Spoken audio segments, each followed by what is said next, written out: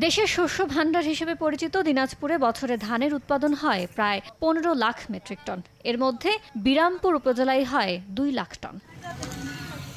অথচ এই উপজেলায় সিন্ডিকেটের কবলে পড়েছে সার। কৃষকরা বলছেন, প্রতি বস্তা টিএসপির সরকার নির্ধারিত দাম 1350 টাকা হলেও কৃষকরা কিনতে বাধ্য হচ্ছেন 1800 থেকে 2100 টাকায়। আবার মিউরেট অফ পটাশ সারের দাম 1000 টাকা বস্তা হলেও তা বিক্রি হচ্ছে 300 টাকা বেশিতে। অসাধু চক্রের খপ্পরে উৎপাদন খরচ বাড়ায় ক্ষোভ প্রকাশ করছেন কৃষকরা। ফসফেট পাওয়া যাচ্ছে না, দাম বেশি হলে পাওয়া যাচ্ছে, কম হলে নাই। এত দামে আমরা ফসফেট নিলে পোষাতে পারি। বাজারে সার কম দামে পাচ্ছি না। সার পর্যাপ্ত পরিমাণ আছে, এটা একটা সিন্ডিকেট।